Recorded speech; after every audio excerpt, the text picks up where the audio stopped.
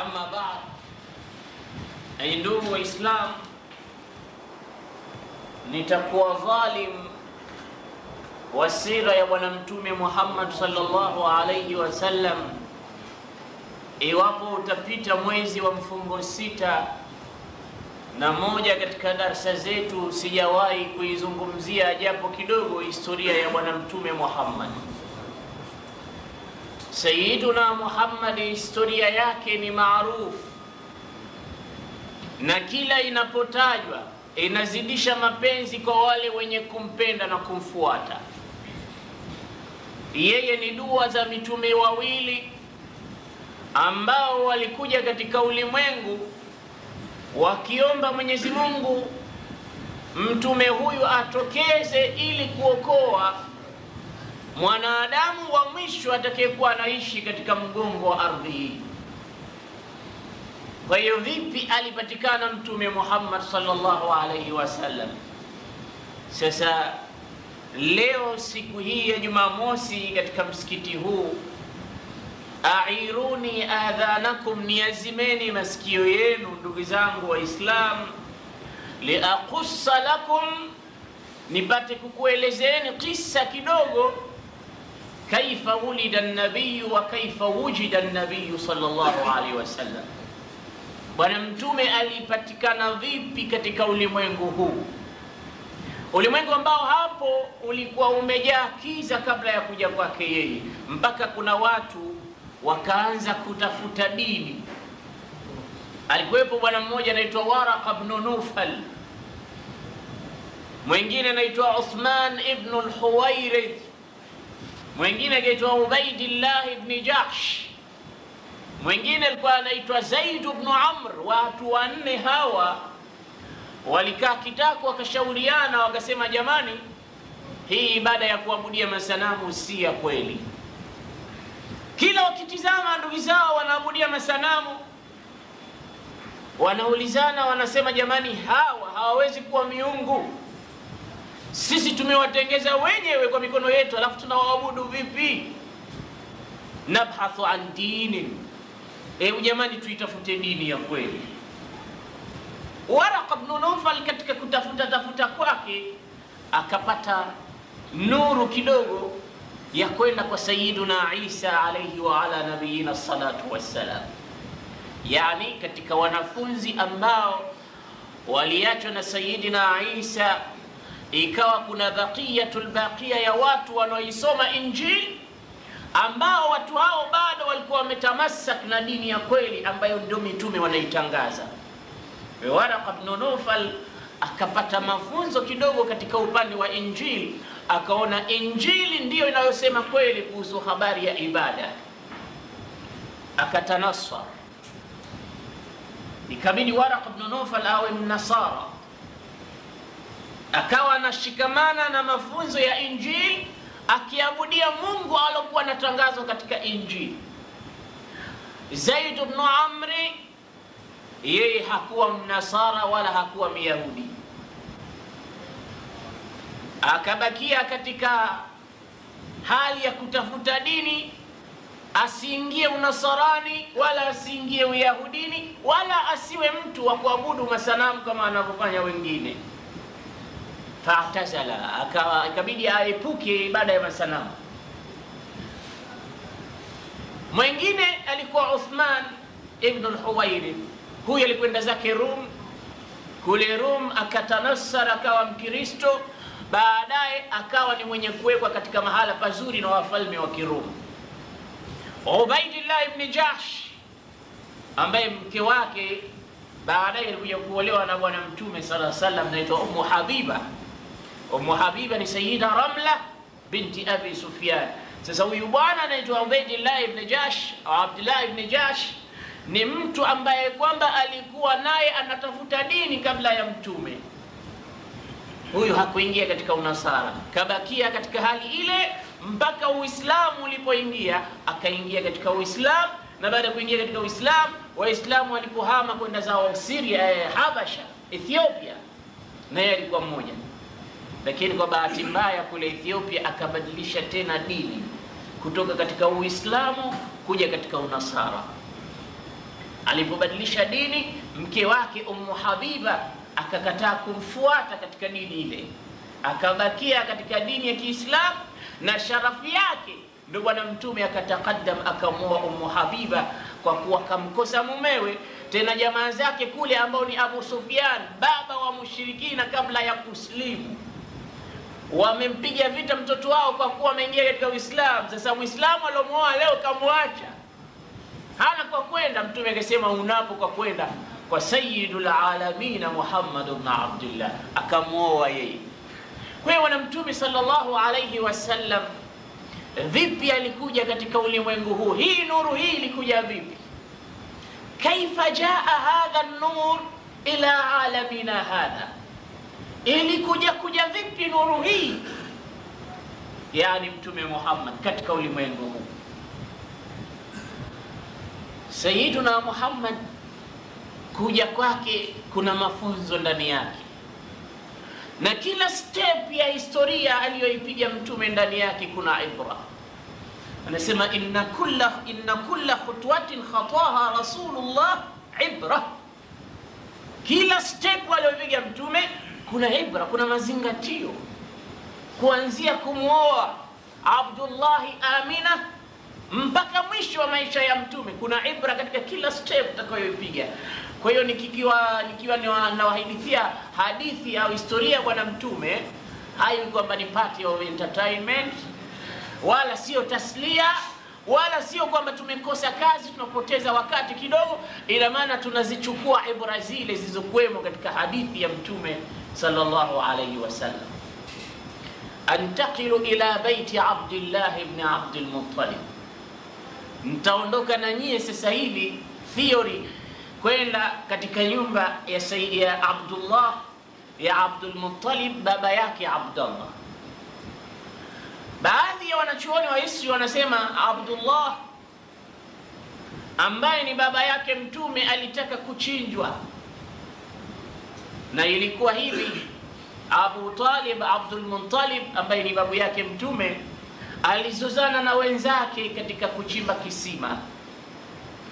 Wale wenzake wakamtukana, wakamwambia Abdul Muttalib, vipi unatajarra kuinua sauti mbele yetu sisi, wakati wewe huna mtoto wa kiume hata mmoja?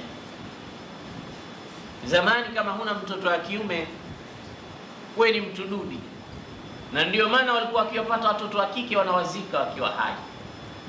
Wanasema watoto wa kike hawana msaada wowote, msaada wao kulia na kupokea tu kutoka kwa waume wao. Mara chumvi hamna, mara sukari hamna, mara hivi hamna. Yeye kazi yake kuiba na kulia. Mtu akifa ndo atasaidia kwa kulia sana. Sasa wakimzika akiwa hai, wakisema hana maana yoyote. Uislamu kwa hiyo kaondoa, wasema wa idha al-maw'udatu su'ilat bi ayi dhanbin qutilat, ataulizwa huyo alokuwa akiuawa kabla ya wakati wake, kwa dhambi gani kauawa? Kwa hiyo wakamwambia Abdul Muttalib, kaifa tatajarra, vipi wewe unaweza kuinua sauti mbele yetu sisi tuna watoto wa kiume bwana, wa innaka la tamlik, wewe umiliki hata mtoto mmoja wa kiume, una sauti ya kusema mbele yetu? Basi likamkera neno lile Abdul Muttalib, akamwambia wallahi la irrazaqani Allahu 'asharatan min ar-rijal la adhbahanna wahidan minhum qurbanan lillahi ta'ala, na mimi naeka nadhiri kwa kuwa nyie mmenisuta au mnaniambia maneno ya kunikera au mnanikejeli kwamba mimi sina mtoto wa kiume, Mungu atakaponipa watoto wa kiume 10, basi mmoja wao wa mwisho nitamchinja kwa ajili ya kupeleka hongera na hidayah au bishara au qurbanan kwa Mwenyezi Mungu, kumpa Mungu asante, mtoto mmoja anamchinja.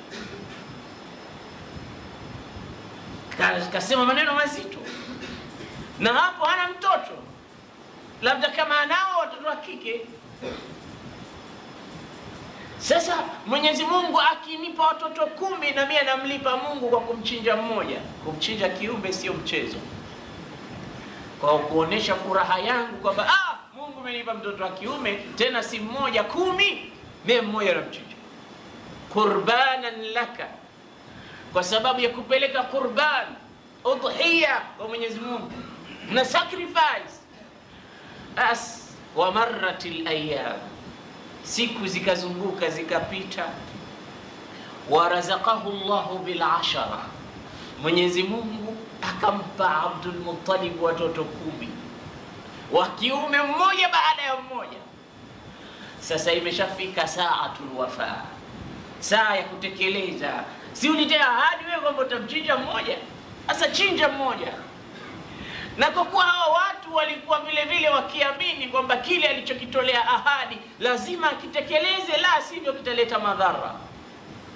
Na Qur'ani inasema wa aufu bil ahdi innal ahda kana mas'ula, natekelezeni sana ahadi Waislamu, kwa sababu ahadi mlizoahidi zitaulizwa siku ya Kiyama. Wewe uliahidi hiki, umetekeleza? Wewe umemwahidi mwenzako, umetekeleza hiki? Aufu bil ahdi. Moja katika akhlaq za Kiislamu ni kutekelezeana ahadi. Mwenyezi Mungu atujalie ni wenye kuchukua ahadi zetu na kutekeleza. Abdul Muttalib amepata watoto 10, imebakia kutekeleza ahadi yake.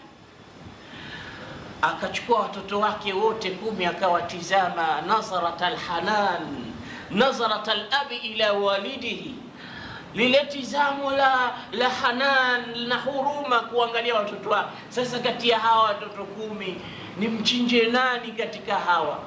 Nilisema wa mwisho nitamchinja, lakini huyu ndo mdogo wao, ni mchinje huyu. Mtoto mdogo huyu kakosa nini nimpeleke nikamchinje? Lakini kwa kuwa nimeahidi nitafanya nini? Mtoto mdogo achinjwe. Akamchukua Abdullah akampeleka mbele ya Kaaba. Al-Kaaba ilikuwepo kabla ya hapo, na wao walikuwa wakiitukuza kabla ya hapo, japo wengine walikuwa wakiabudu ndivyo sivyo, lakini wakiipa heshima kubwa. Akenda akachukua vile viembe, au kulikuwa kuna vitu vya kupigia qura, wanaita kama kufanya test, kupiga kura. Kimoja kinaandikwa la, kingine kinaandikwa naam, na hivi na hivi. Sasa unapopiga kura katika nafsi yako la naam, kile kitakachotoka la kinakukataza usifanye. Ikitoka naam kinakwambia fanya bwana ulokuwa unataka kulifanya. Sasa anakwenda kupiga kura, ajiulize, je, nimchinje mwanangu kweli mimi au nisimchinje? Akipiga kura ikatoka naam, mchinje mwanao. Sasa ndo kishapiga kura na kishajibiwa, mchinje Abdullah. Ala, akasema haiwezekani. Sasa kama haiwezekani, komboa kura hii. Akachukua ngamia 10 akapeleka, akasema ngamia 10 namkombolea mwanangu, napiga tena kura. Akapiga ya pili, katoka naam, mchinje Abdullah. Akachukua tena ngamia 10 wakawa 20, akamkomboa. Kapiga tena naam, kila akipiga hakuna moja la, kila inachotoka naam, achinjwe Abdullah, mpaka ngamia wakafika 100. Yule mkuu wa pale kaambia, bwana, hawa ngamia 100 wanatosha kabisa kusimama katika damu ya mtoto huyu, wachinje ngamia 100 ili mtoto huyu aokoke na kuchinjwa. Ikawa pale sasa kapata salama, kabidi watoto wale wa ngamia 100 wote wachinjwe, Abdullahi awe ataokoka na kuchinjwa. Lakini yote haya hakuna mwenye kujua kwamba huyo Abdullah katika mti wake wa mgongo ndio yupo Muhammad ibn Abdullah. Sasa atachinjwa vipi huyu wakati anambeba nur katika mgongo wake? Kuchinjwa kwake ina maana ndio kumalizika kwa bwana Mtume sallallahu alaihi wasallam. Ndio maana kila step tunayoipiga katika historia ya Mtume kuna ibra. Kaifa yudhbahu Abdullah wa fi sulbi Abdillah Muhammadun Rasulullah. Atachinjwaje wakati katika mti wake wa mgongo yuko Muhammad ibn Abdullah? Kwa hiyo akachinjwa ngamia 100, katolewa fidia kwa ngamia 100 hao, akaokoka Abdullah ina kisu kile. Ndio Mtume anaitwa Zabihu ibn Zabihi kwa sababu ya historia hii. Ukiisoma historia yake, baba zake mpaka kufika kwa Ismail, bwana Mtume babu yake wa mwisho ni Ismail na Ibrahim, na Ismail naye alitakuchinjwa. Ya bunayya inni ara fi lmanami anni adbahuk fandhur madha tara qala ya abati faal ma tu'mar satajiduni insha Allahu min as-sabirin. Ismaili akataka kuchinjwa, Mwenyezi Mungu akamleta Jibril na kondoo yule akachinjwa mahala pa Ismail, akakombolewa. Kwa hiyo mtume naye hapa baba yake anakombolewa na ngamia 100 kama alivyokombolewa Ismail na kondoo kutoka peponi. Kwa hiyo Mwenyezi Mungu Azza wa Jalla akajalia kuna silatun baina alqissatayn, vinafanana visa viwili hivi. Aldhabihu ibnu aldhabih, Sayyiduna Muhammad. Mtume sallallahu alayhi wasallam baba yake alipofika umri wa miaka 25, katika baadhi ya riwayati zilizokuwa sahihi, 25 sanatan zawajahu abuhu bi Amina, baba yake akamchukua akamtafutia mke mwenyewe alikuwa anaitwa Amina bintu Wahab, moja katika matumbo ya Kiquraishi yalokuwa bora zaidi katika mji wa Makka. Kamwambia na kuozesha mke huyu sasa hivi na salim amri, kana mke wako. Amina akakaa na mumewe kwa masiku ya kuhesabu tu pale nyumbani. Wanahistoria wanasema ma makatha maaha ayaman ma makatha maaha sinina wala shuhura. Abdullah hakukaa na mkewe miaka au miezi, inma makatha maaha ayaman, kaishi na mkewe kwa muda wa siku za kuhesabika tu.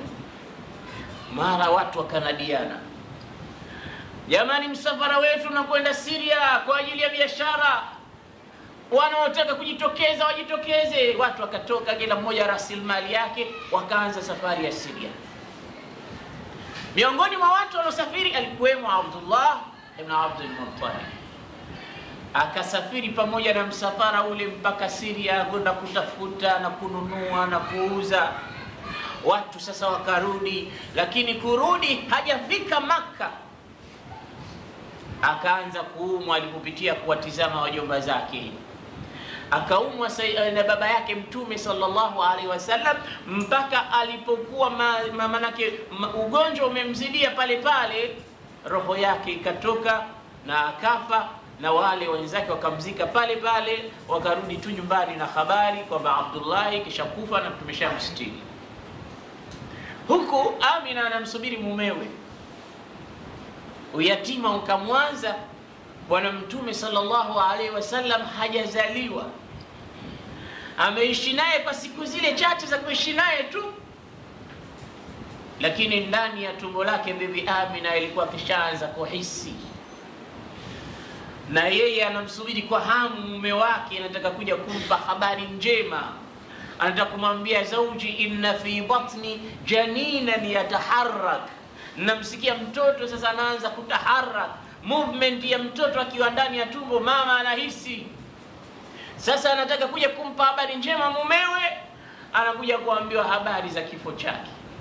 Ibra, kina mama wanatakikana kutizama alivyolelewa na kukulia Mtume sallallahu alaihi wasallam na kuzaliwa, wapate kuangalia kama kuna mitihani inawapata, kuna misukosuko ya maisha.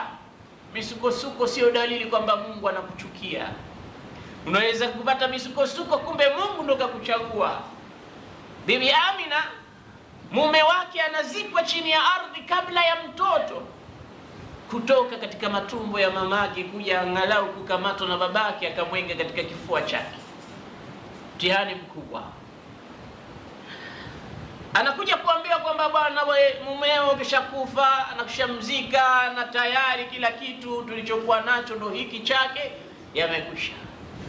Ainama takunu yudrikumul maut walau kuntum fi burujil mushayyada, popote kifo kinafika, popote kifo kinafika.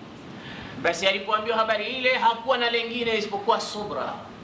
Akasubiri mpaka ikafika miezi ya kumzaa mtoto wake. Ikawa sasa lazima Muhammad ibn Abdullah atoke katika tumbo la mamake. Alizaliwa wakati watu wanajiandaa kuja kuuvamia mji wa Makka, kuivunja al-Kaaba. Mfalme alipoona kwamba wapo baadhi ya mabedui walioingia katika nyumba ya ibada kule Yemen na kuichafua, akasema maadamu wao wana nyumba yao kule Makka na mimi nakwenda kulipiza kisasi kwa kuivunja. Akaandaa jeshi linaongozwa na ndovu, wakaamua kuja kuingia Makka kuivunja Al-Kaaba. Walipoingia tu wakapeleka habari kwa Abdul Muttalib, wakamwambia Abdul Muttalib, sisi tumekuja na tumejiandaa, tuna jeshi kubwa, kama nyinyi hamjajiandaa jiandaeni. Abdul Muttalib akasema mmejiandaa na nini? Kwa kama nikuja kuivunja nyumba si yetu, hii nyumba ina mwenyewe. Kwa hiyo kama ataiacha ivunjwe shauri yake, sisi tunakupisheni, ingieni mvunje. Ngambia sasa mimi nachukua ngamia wenu wote. Akasema la, ngamia usichukue. Amma al-ibilu fahiya li, ngamia ni wangu mimi. Wa amma al-baytu falahu rabbun yahmi, hii nyumba ina mwenyewe, kama ataihami kama ataiacha atajua mwenyewe mwenye nyumba. Mimi nipe ngamia wangu niondoke. Akapewa ngamia wake akaondoka Abdul Muttalib, na wote wakaacha nafasi. Mkubwa mfalme anataka kuingia kuivunja Al-Kaaba, akaingia mpaka Makka. Lakini alipoambiwa kwamba tayari sasa kaivunja Al-Kaaba, ndovu akionyeshwa njia ya direction ya Al-Kaaba anazunguka, anarudi huko nyuma alikotoka.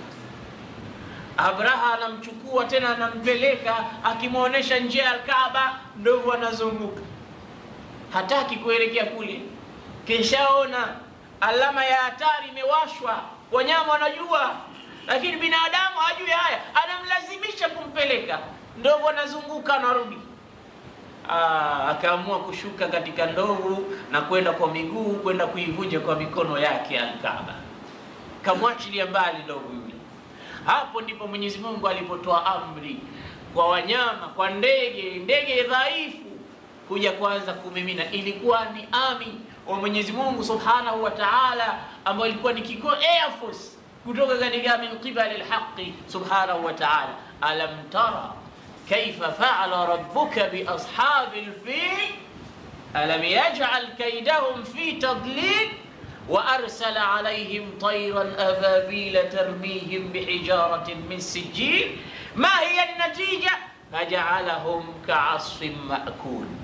Wakawa nabeba mawe katika miguu yao ndege wale, jiwe moja moja tu wanaangusha. Kila jiwe likianguka katika utosi linatoka mpaka chini, huku binadamu anaanguka mpaka anakuwa kama majani yaliyotafunwa na mnyama, kitu kilichosagwa kabisa. Kwa sababu ya nini? Kijiwe kidogo tu kile kilichotoka katika jahannam. Ikraman, haya yote yanafanyika kwa sababu kule anazaliwa Nur Muhammad ibn Abdullah, ikraman limiladi nabii sallallahu alayhi wasallam. Hii ni kwa kutukuza mazazi yake bwana mtume Muhammad sallallahu alayhi wasallam. Basi wa fi lailatin safat samauha, Waislamu katika usiku uliokuwa baridi, usiku mtulivu, waraqa mauha, na maji yake yakawa tamu, wataba hawauha, na hewa yake ikawa safi, wasakana tairuha, na wale wa ndege wanaoruka huku na huku wakatulizana. Usiku huo ndio usiku ambao ulidal huda, alizaliwa uongofu, ambaye ni mtume Muhammad sallallahu alaihi wasallam.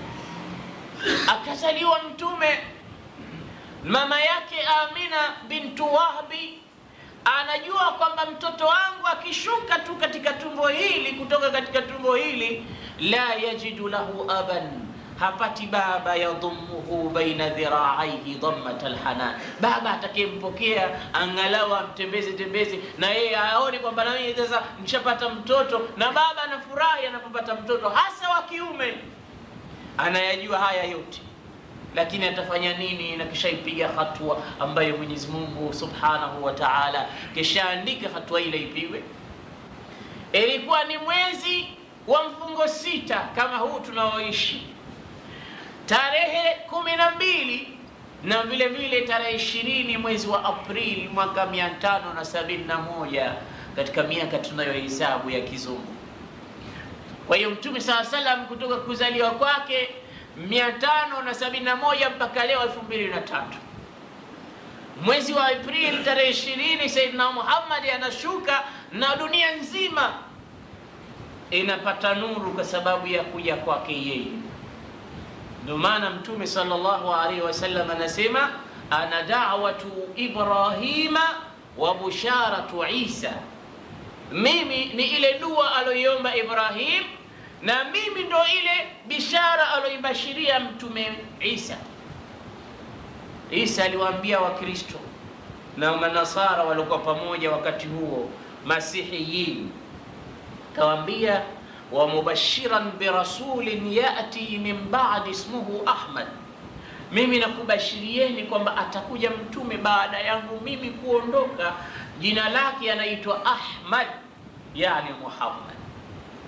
Lakini falamma jaahu, alipo Mwenyezi Mungu alipomleta mtume, falamma jaahum bilbayinat, akaja na alama za wazi kwamba ndiye Muhammad, wale wote wakaanza kusema hadha sihrun mubin, huu ni uongo, ni uchawi uliokuwa wazi kabisa, huyu siye. Wakaanza kuwa katika upande mwingine, wakati waliahidi kwamba akija mtume tutamfuata. Bwana Mtume sallallahu alaihi wasallam akazaliwa, na baada ya kuzaliwa tu mama yake akapeleka salamu kwa babu yake Abdul Muttalib, njoo Abdul Muttalib, nimepata mtoto wa kiume. Wewe ndo babu sasa. Baba kishakufa, baba kafa, mtoto ana mama ana mimba miezi 3 au 2. Kwa hiyo njoo mchukue mtoto na uangalie mtoto huyu utafanya nini baada ya kumchukua. Abdul Muttalib alipofika tu akambeba mtoto wake akazunguka naye katika Kaaba Sharifa. Vile vile ikawa anaonekana mwenye furaha mno. Abdul Muttalib akamchukua Muhammad, na kabla hajamuita Muhammad akawa anampeleka katika Kaaba kuonesha adhama. Baadaye ndo akamchagulia jina hili akamuita Muhammad. Na Muhammad ilikuwa ni jina ambalo kwamba la pekee kabisa, hawajawahi kuitana. Ukisoma historia kabla ya mtume hakuna mtu alikuwa anaitwa Muhammad. Ilikuwa anaitana majina ya kiajabu ajabu. Anaitwa huyu Jabala, yani Jabali, mwingine anaitwa Murra. Murra maana kiuchungu, vita. Hablu, wengine wakiitwa Kamba, Kisigino, Kaab, yani majina. Wakati huo mtume akidhihiri, Abdul Muttalib akasema huyu ataitwa Muhammad. Wakamuuliza, wewe Abu Abdul Muttalib, umelitoa wapi jina hili? Sisi tumezoea kuitana majina haya, wewe unamuita Muhammad? Hili silo katika majina yetu, mtafutie moja katika majina yetu. La, akasema samaituhu Muhammadan liyahmadahu ahlu samawati wal ardh, mimi nimemwita Muhammad ili apate kuhimidiwa na viumbe vilivyokuwa mbinguni na ardhini. Wote watamhimidi, watamsifu huyu. Viumbe wa mbinguni na ardhini wote watatoa heshima zao kwa huyu. Ndio maana nimemwita Muhammad, muhimidiwa, msifiwa. Kwa hiyo mtume vitendo vyake vyema, mambo yake mazuri, kila atakalolifanya mtu atalipenda na kulishukuru. Kwa hiyo kwa wingi wa shukrani atakazotoa, ndio maana ya Muhammad. Samaituhu Muhammadan liyuhmad baina as-samai wal ardh, apate kuhimidiwa baina ya mbingu na ardhi. Simwiti mimi Ka'b wala Jabala wala Murra wala Habl wala Abdul Uzza, hapana, huyu ni Muhammad. Akawa ni mwenye kumchukua na kumpeleka kwa mama yake. Baada ya pale, Abu Lahab naye akasikia kwamba ibnu akhihi kazaliwa, mwana wa ndugu yake. Akamtuma Thuwaibat al-Aslamiyya, akamwambia idhhabi fa anti hurra. Thuwaiba, nenda kamtumikie, wewe uko huru leo, si mtumwa tena. Kitendo cha mwanzo kabisa, ishara ya kwamba huyu bwana anayekuja katika ulimwengu, sayajalu min al-abidi sada, atafanya wote watumwa ni waungwana. Kuja kwake tu watumwa wanaachwa huri. Kitendo cha kuonesha kwamba huyu atakuja kuacha huri watumwa. Hakuna utumwa katika Uislamu. Kwa hiyo jaa Muhammadun liyuharrira al-abid, Muhammad anakuja kuacha huri watumwa. Mtumwa wa mwanzo anaachwa kwa sababu ya kuzaliwa kwake bibi Thuwaiba al-Aslamiyya. Abu Lahab tena, angalia, adui wa mtume sallallahu alaihi wasallam na ni ammi yake, sababu katika wazazi, katika watoto wa Abdul Muttalib ni Hamza na Abbas na Abu Talib na Abdul Uzza ambaye ni Abu Lahab. Sasa mtume na Abu Lahab ni mtu na baba yake, yani ni ammi yake. Sasa amezaliwa mtoto, hajui mtoto huyu atakuwa vipi. Hebu niambie, kama Mungu kaeka wazi, mtu anaweza kuona baada ya miaka 25 au 30 au 40 kutakuwa nini? Maisha wallahi yasingekuwa na nidhamu, kwa sababu Abu Lahab angejua ndo huyu ambaye itashuka sura tabati yada abi lahabin wa tab, ni adhibu mimi, ndo huyu ambaye atafanya mpaka mimi niwe sasa sina raha katika ulimwengu. Angempeleka mtu akamwashauri mtumwa akamwambia nenda kamtumikie? La, law alima Abu Lahab la dhabahahu ala hin, angejua tu kwamba ndo huyu angekwenda akamchinja pale pale, kwa sababu ni kitoto kidogo wakati ule. Angekwenda akatafuta njia yoyote ya kummaliza, lakini hana habari huyu ni nani. Ikabidi amchukue mtumwa amwache huri, amwambia nenda kamshughulikie mtoto wa ndugu yako. Akaenda Thuwaiba al-Aslamiyya akamtumikia na akaachwa huri, ikawa sasa ni kama mfanyikazi kwa bibi Amina kwa ajili ya kumtumikia Muhammad sallallahu alayhi wasallam. Sasa ilikuwa kuna ada katika watu wa Makka. Ada yenyewe, mtoto akizaliwa pale anachukuliwa anakwenda kulelewa katika mashambani na vijijini. Sababu mbili za kufanya hivyo. Sababu moja ilikuwa anaepushwa na maradhi yanayoenea pale mjini. Sababu ya pili, vijijini watu walikuwa wanajua lugha ya Kiarabu fasaha kuliko watu wa mjini, na mjini ndiko kunakoharibika lugha. Hawa vijana wetu wa mjini wanaharibu Kiswahili. Mwanamke siku hizi anaitwa bomba. Nani kasema mwanamke anaitwa bomba? Na vitu kama hivi ndivyo vinakuja mpaka vinashinda, mpaka mamake mtu atamuita bomba. Na hali kama hii inaonekana miji kuna mambo mengi ambayo yanaharibu thakafa na culture yenyewe. Kwa hiyo Mtume SAW ikabidi na yeye awe ni mmoja katika watu watakaochukuliwa kutoka Makka kwenda vijijini kwenda kukuzwa kule. Sasa Makka ilikuwa kuna system, wanatoka watu vijijini huko. Asubuhi kila kukicha kuna msimu maalum. Watu wanakuja zao Makka kutafuta watoto wa kwenda kuwalea. Na sio bure. Mtu akimchukua mtoto anapatana na mwenye mtoto, mimi bwana nitakulipa kiasi fulani, wewe mchukue mtoto wangu nenda naye kule awe kama mtoto wako. Angalia hali ilivyokuwa. Basi Mtume SAW alipozaliwa, tabaan mwenyewe kazaliwa yatima, hana baba kishakufa, na hali ya kwao milango yao mafukara. Kwa hiyo bwana Mtume sallallahu alaihi wasallam alipokuwa katika hali ya kuwekwa kusubiri wale watakaokuja kutafuta watoto, kila anayepita anauliza huyu ni mtoto wa nani? Wanaambiwa huyu babake kishakufa, kafa kabla hajazaliwa, wanamwacha. Kwa sababu walikuja wengi na Halimatu Saadia, Thuwaiba Halimatu Saadia ambaye naye alitoka shamba na mumewe. Tena siku hizo wanaelezea, wanasema wallahi tulipotoka katika kijiji chetu watu wanachukua vile vipando vyao vilivyokuwa vina mbio haraka kama farasi au ngamia waliokuwa wako healthy kwa ajili ya kuja haraka kuwahi katika mji, ili watoto wale wakitajiri wote mtu awapatie mwanzo. Kwa hiyo kama we una punda ambaye hendi mbio, ole wako, ukifika utabakishiwa wale maskini ndio wanabakia. Kwa hiyo wale mashambani wakawa wanatoka alfajiri na mapema na vyombo vile vinavyokwenda speed kali. Sasa maskini Halimatu Saadia anasema mimi na mume wangu tulikuwa tunapunda, na punda mwenyewe kamaliza miezi miwili anaharisha na hali yake midhoofu na hana mwendo, kila watu wanapita wanatupita, hao wanakwenda. Mtu ametoka huko kabla ya nusu saa, sisi anatupita njiani. Anasema watu wakawa wanatukejeli. Hiyo mtafika saa ngapi ali? Niambia mume wangu subiri wewe twende, Mungu anaweza kuleta kheri yake. Allahu akbar. Basi watu wakafika Makka, Bi Halima hajafika. Watu wakaanza kutafuta mtoto wa nani huyu, akaambia mtoto fulani, babake ana hiki ana hiki ana hiki. Kwa hiyo watu wanapata wale waliokuwa kidogo wanajiweza, ili mtu apate kuangalia maisha yake. Muhammad ibn Abdullah babake kafa, wanamwacha. Hakuchukuliwa mtume, kaachwa pale. Sasa kama babake kafa, mimi nitalipwa na nani?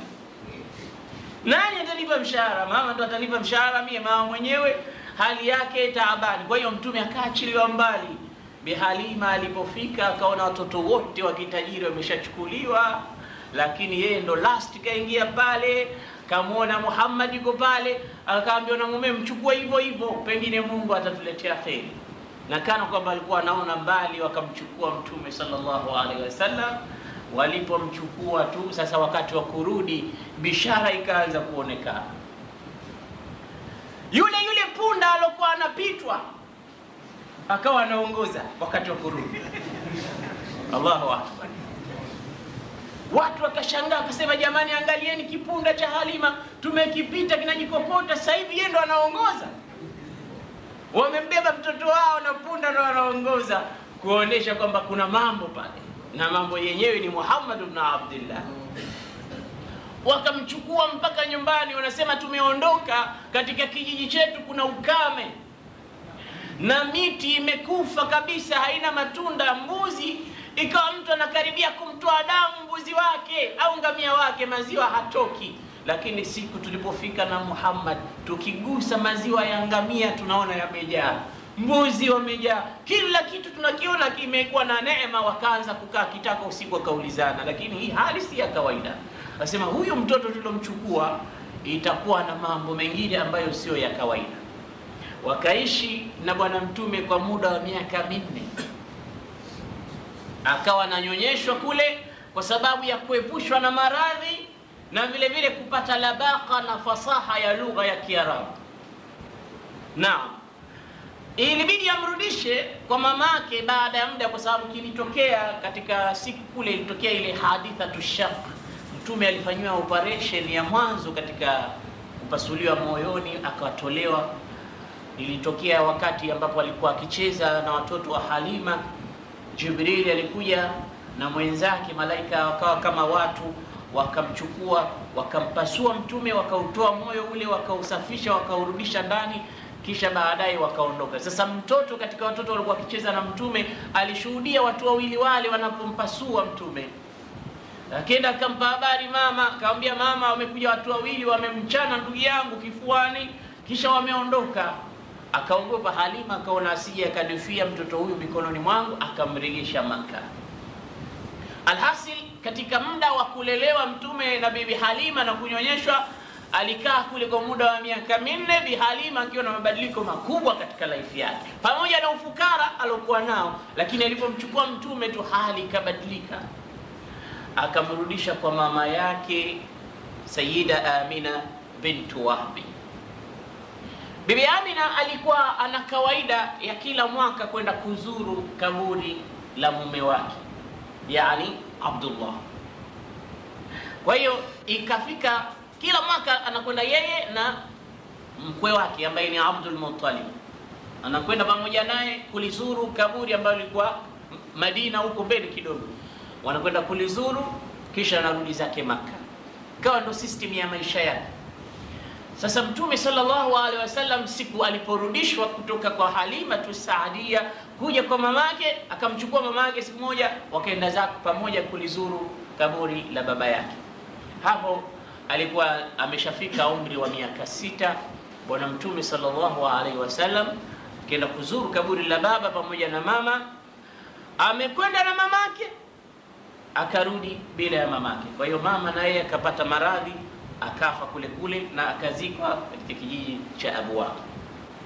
Angalia katika historia ya bwana wetu Mtume, anasema kullama awshaka bisatul yutmi an yanqadi imtadda min jadid. Busati la uyatima kila likitaka kukunjwa kumalizika, linaanza kujikunjwa tena. Kila uyatima ukianza kufifia kidogo, unaanza tena upya kwa bwana Mtume sallallahu alaihi wasallam. Kamkosa baba kabla hajazaliwa. Sasa baada ya miaka 6 naye mama anamkosa. Sasa Mtume akawa yatimul abawaini, yatima wa baba na mama. Kazikwa bibi Amina Abwa kule, akarudi zake Mtume pamoja na waliokuwa wakimtumikia bibi Amina as-Saadiyya, bibi Amina az-Zahariyya radhiyallahu ta'ala anha. Akarudi bwana Mtume sallallahu alaihi wasallam nyumbani, akaishi akiwa katika mikono ya babu yake sasa Abdul Muttalib. Abdul Muttalib ikawa anampenda sana Mtume sallallahu alaihi wasallam, na anawaonesha hasa watoto wake akina Abu Talib, akina Hamza, akina Abbas, anawaonesha vipi anavyompenda mjukuu wake huyu. Kwa hiyo kaishi naye maisha ambayo kwamba ni ya kumpenda mpaka miaka ilipofika 9. Bwana Mtume alipofika miaka 9, busati la uyatima likaanza tena kujikunjua upya, akamkosa babu yake. Babu naye akafa vile vile. Kwa babu yake Mtume alimlea Mtume kutoka miaka 6 au riwaya miaka 4 mpaka miaka 9. Miaka 9 na yeye kafa. Akahusia, kamwambia Abu Talib, wewe ndio ninayekuona mkubwa katika hawa, na vile vile ninayekuona unastahiki kumchukua Muhammad, kwa hiyo mlee Muhammad. Mimi naondoka, lakini nakuachia wewe mabegani mwako Muhammad. Kwa hiyo Mtume sallallahu alaihi wasallam alipokufa babu yake Abdul Muttalib, akalelewa na ammi yake Abu Talib. Akachukuliwa akawekwa katika nyumba ya Abu Talib. Na Abu Talib wanasema kana kathirul iyal wa qalilul mal. Abu Talib alikuwa na watoto wengi lakini mali kidogo. Kwa hiyo alikuwa mtu fukara mno. Kwa hiyo maisha yake ya kumchukua Muhammad ibn Abdullah, vile vile alimchukua kwa kuwa ni wasia, lakini alikuwa hana uwezo. Kwa hiyo Mtume sallallahu alaihi wasallam akawa anamsaidia ammi yake kuchunga mbuzi katika vijiji vya Makka. Angalia life ambayo anakulia bwana Mtume sallallahu alaihi wasallam. Anawachunga mbuzi, na mwenyewe anasema ma min nabiyyin illa wa qad ra'a al-ghanam. Hakuna mtume yoyote isipokuwa kawa mchunga mbuzi. Kabla ya hapo alikuwa akichunga wanyama. Na hii vile vile ni moja katika hikma. Kama mtu kishazoea kuwachunga wanyama atashindwa na binadamu. Sasa yeye Mtume alikuwa akishachunga wanyama zamani. Wewe akawa anajua tabu zote atakazozipata kwa watu. Mimi nishapata tabu zaidi ya hizi kwa mbuzi na kondoo na nini, hawa nijalishi. Na Nabii Musa vile vile ndio ilikuwa mahari yake hasa. Alipofika wa Nabii Shuaib akamwambia, inni uridu an unkihaka ihda ibnatayya hataini ala an ta'jurani 8 hijaj. Na kuozesha binti yangu huyu, mahari yake uchunge mbuzi na ng'ombe miaka 8. Musa akasema niko tayari. Na Musa akachunga mbuzi. Na mtume yoyote kafanya jambo hili la kuchunga mbuzi. Kwa hiyo Mtume sallallahu alaihi wasallam alikuwa anafanya hili kwa ajili ya kupata pesa yeye mwenyewe, na vile vile kusaidia hali ilivyokuwa nyumbani kwake kwa ammi yake.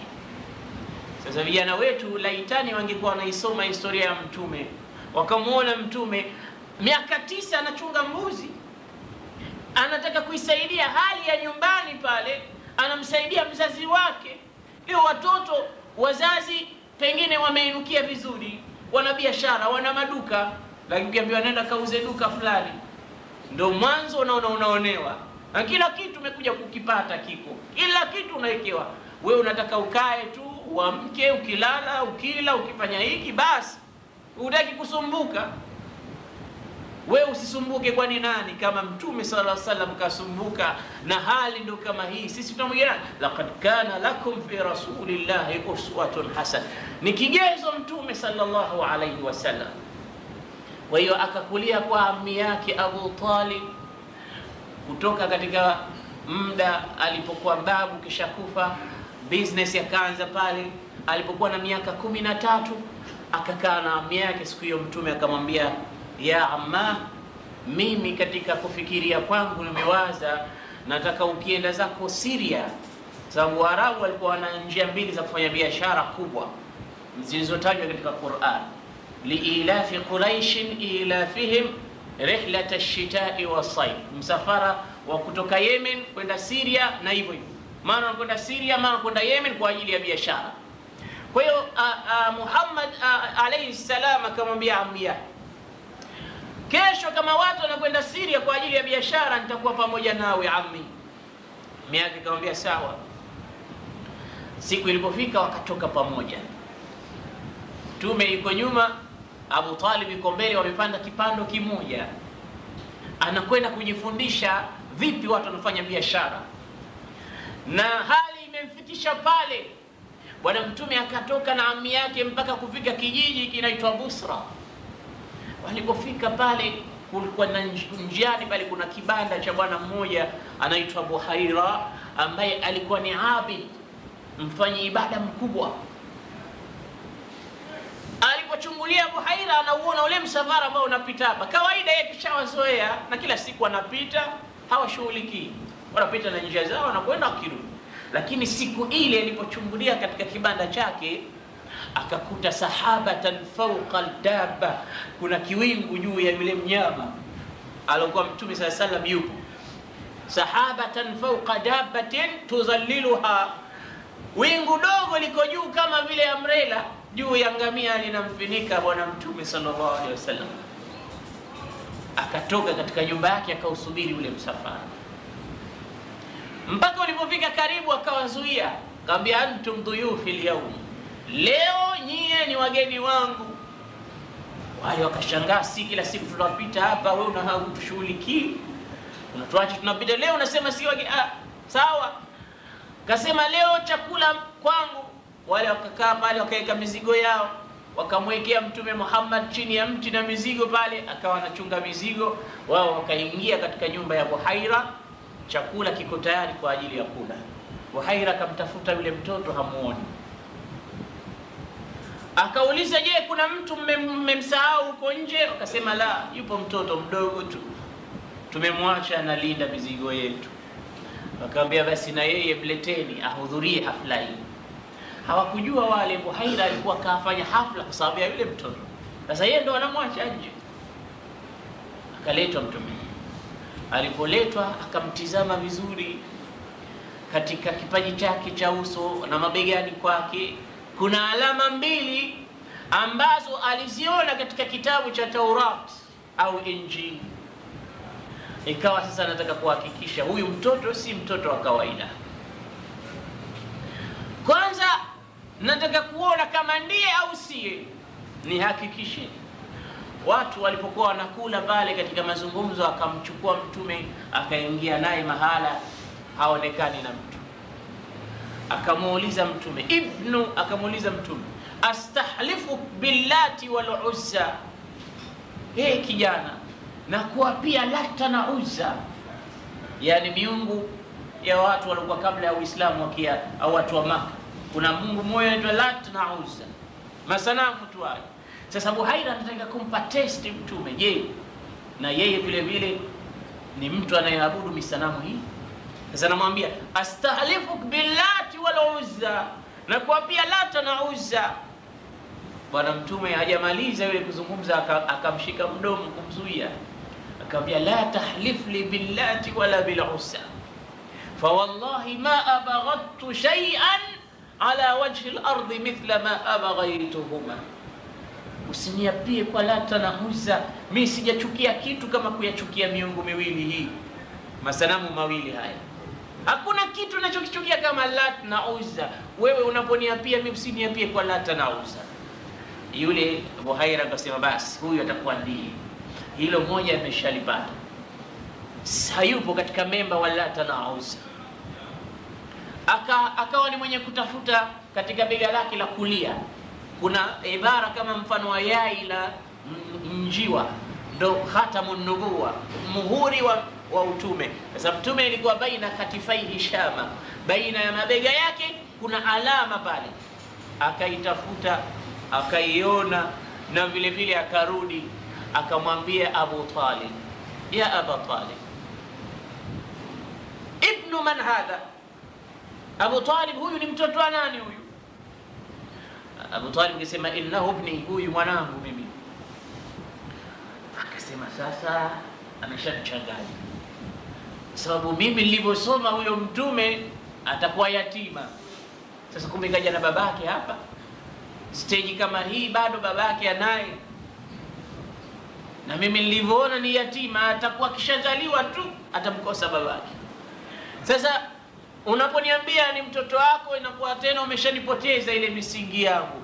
Akamwambia mimi ninavyoona, la yumkin an yakuna abu hadha alwaladi hayy, huyu mtoto haiwezekani babake kuwa hai, innahu yatim, huyu mtoto lazima awe yatima huyo, kama ndo huyo nayefikiria mimi.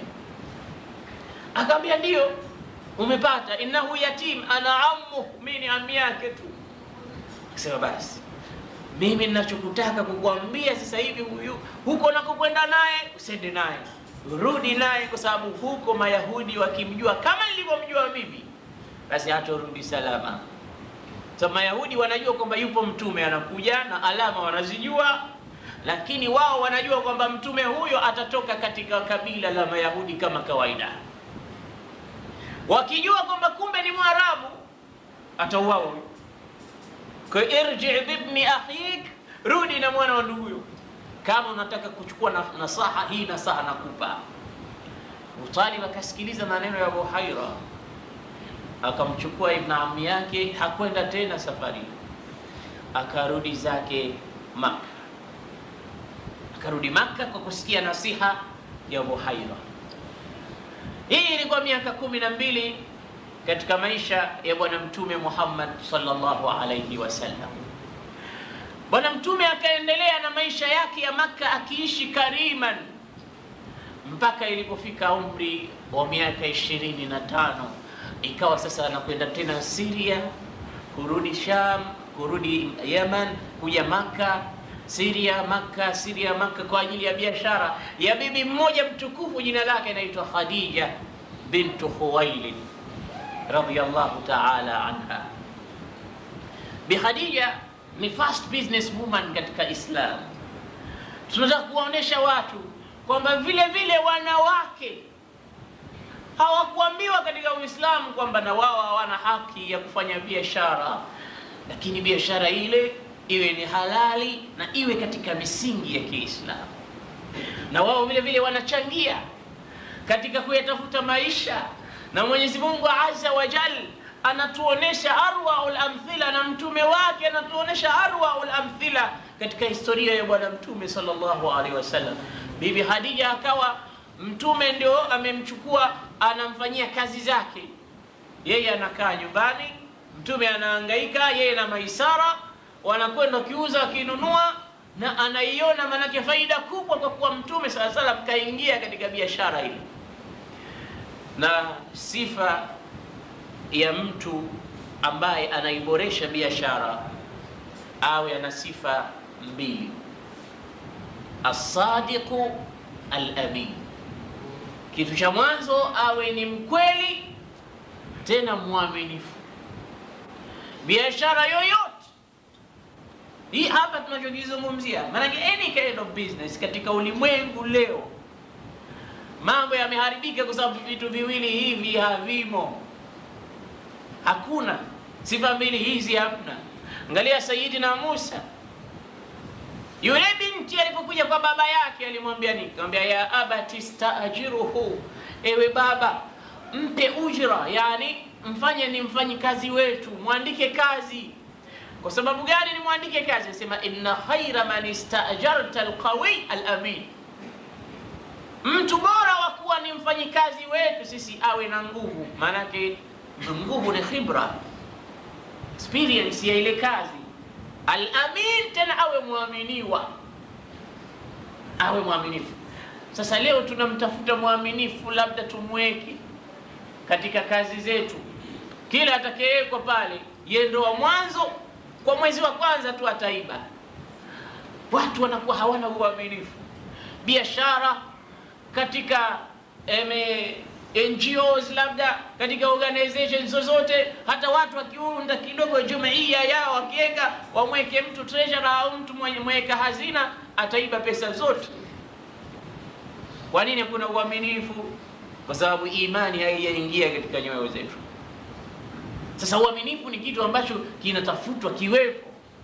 Sasa Bibi Khadija alipompata Mtume Muhammad akaona baraka kubwa katika mali yake, kwa sababu Mtume alikuwa na sifa mbili hizo, na business ikanoga wakati huo, akawa dhu malin, na Mtume Nabii Khadija dhatu malin kathir, mwenye mali nyingi mno, akatambulikana na watu wote kwa mali yake aliyokuwa nayo.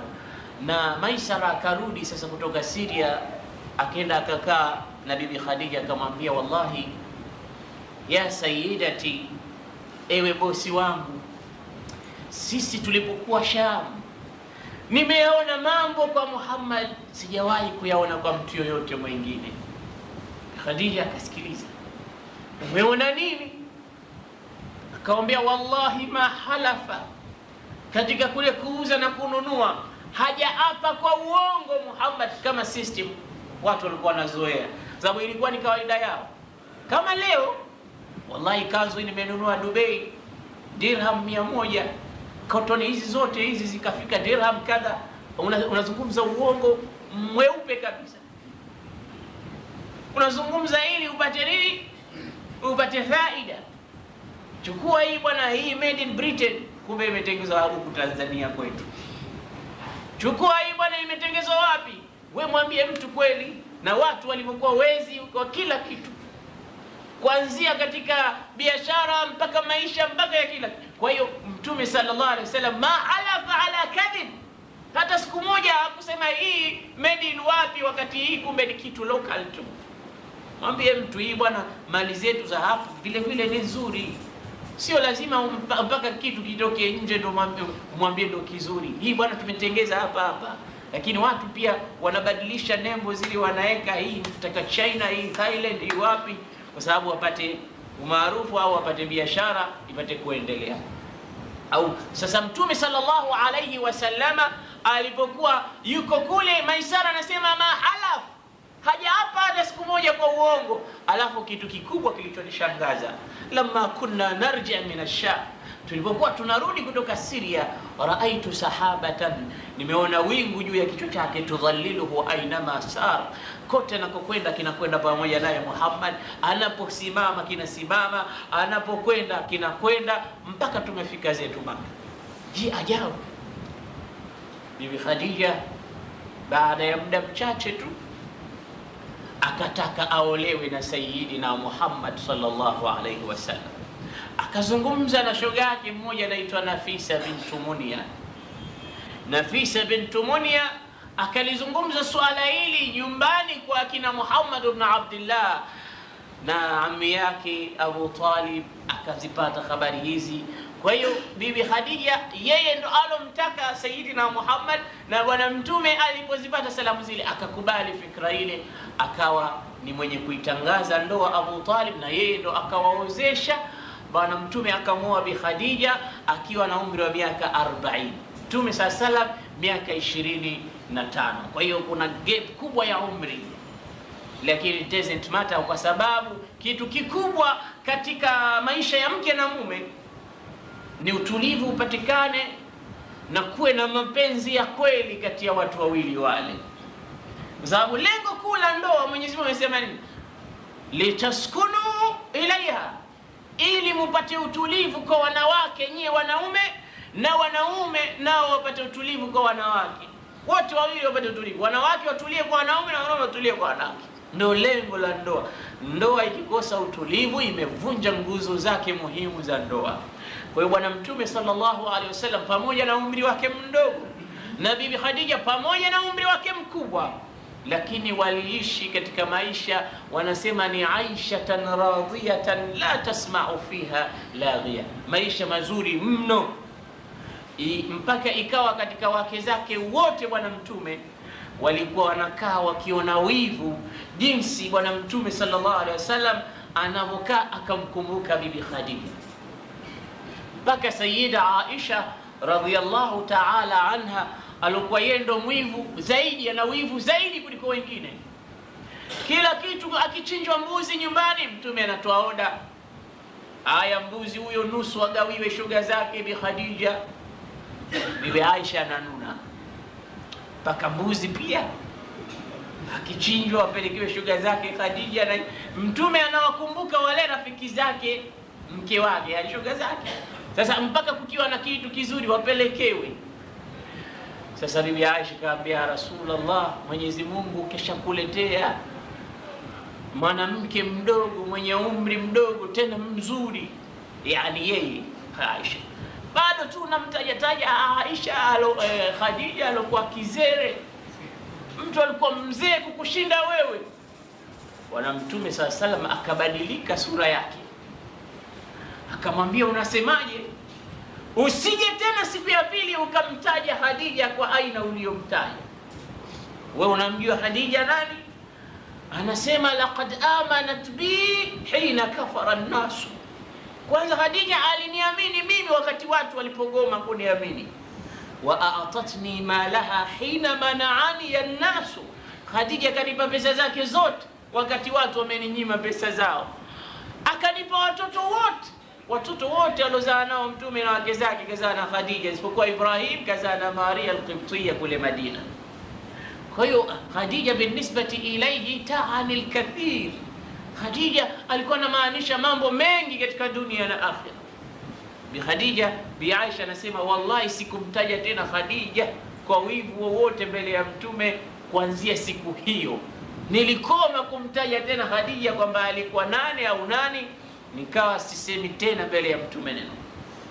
Naam, Sayyiduna Muhammad sallallahu alayhi wasallam akaishi katika umri wa miaka 25 na mke wake Bibi Khadija.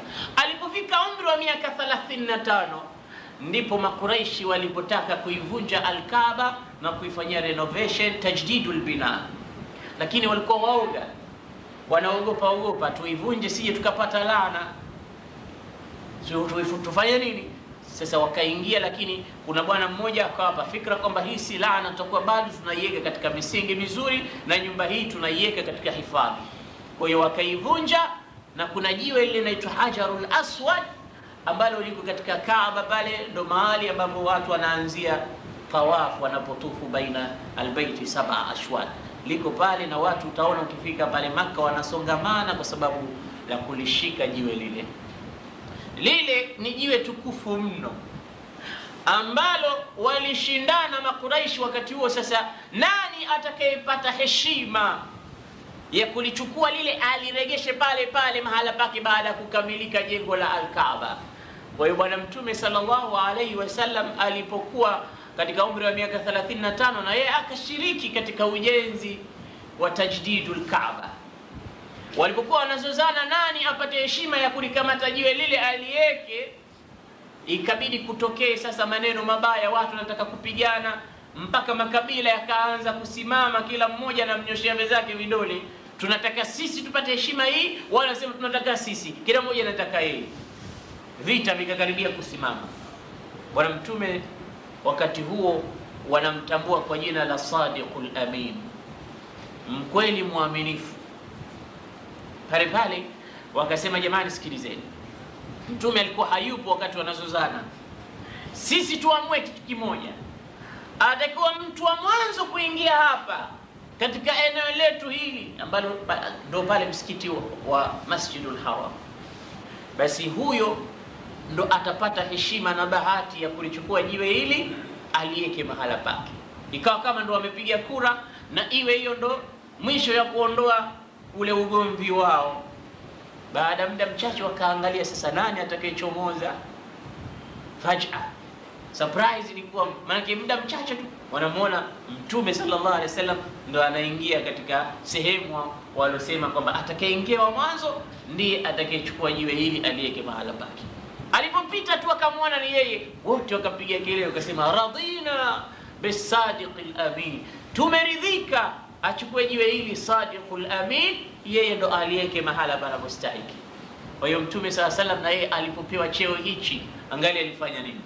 Ilikuwa achukue jiwe lili apate sharafu yeye peke yake aliweke, lakini alipokuwa na hikma akachukua kitambaa, kishali kile, kilemba, akakitandika, kisha akalichukua lile jiwe kwa mkono wake na akalieka katika kitambara kile, kisha akawaambia makabila, au watukufu wote wale waliokuwa pale wakitukuzwa, kila mmoja akamate katika kitambara kile, walipeleke mpaka mahala pale palipokuwa na Al-Kaaba ili upate kulieka, ionekane kwamba watu wote wameshiriki kwa njia moja au nyingine katika kulichukua jiwe tukufu kama lile kulieka mahala pake.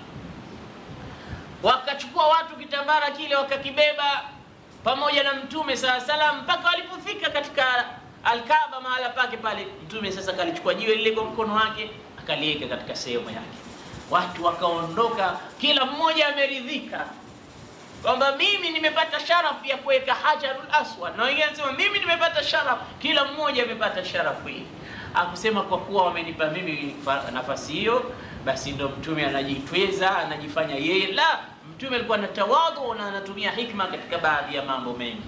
Miaka 35 akaijenga Al-Kaaba, akaweka jiwe lake, na ilipofika umri wa miaka 40 ndipo aliposhushiwa Bwana Mtume SAW sura Iqra akiwa katika Jabal Hira akimwabudu Mwenyezi Mungu Subhanahu wa Ta'ala. Bibi Khadija baada ya muda mchache kabla ya Bwana Mtume kuhama kwenda zake Madina alifariki, na ndipo alipohuzunika sana Bwana Mtume sallallahu alaihi wasallam, mpaka ikabidi Jibril ashuke amwambie, ya Muhammad itmain, ewe Muhammad tulizana, usiwe na wasiwasi wala usiwe na huzn, fa inna Khadijata fil janna, Khadija yuko peponi sasa hivi, fi baitin, yuko katika nyumba ambayo kwamba la taab fiha wala nasab, hakuna mashaka wala hakuna shida yoyote. Hii kapunguza kidogo huzuni za Bwana Mtume sallallahu alaihi wasallam. Na baada ya katika mwaka huo tu, baada muda mchache akafa tena ammi yake Abu Talib, babu ilikuwa baada tayari kishapata utume Mtume sallallahu alaihi wasallam. Abu Talib alomlea Mtume kutoka miaka 8 mpaka kupata utume, miaka mingi sana kakaa na ammi yake, lakini kafa Abu Talib, hakuridhika wala hakusema kilma cha la ilaha illa Allah Muhammadur Rasulullah. Katika riwaya za Shia wanasema Abu Talib mwisho wa maisha yake alitoa shahada ya kumwamini Mtume sallallahu alaihi wasallam. Alhasil, Bwana Mtume akamkosa bibi Khadija na akamkosa Abu Talib, na vile vile akawa sasa anajiandaa kwa ajili ya hijra ya kwenda zake Madina. Hii ni historia fupi tu ya kumjua Bwana Mtume Muhammad sallallahu alaihi wasallam, ili tusiwe ni wenye kuendeleza darsa hizi bila ya kumtaja huyo alotuonesha njia biidhnillah subhanahu wa ta'ala. Mwenyezi Mungu atumiminie mapenzi ya kumpenda Mtume, tumfuate kwa vitendo na amali, atujalie min alladhina yastami'una alqawla fayattabi'una ahsana.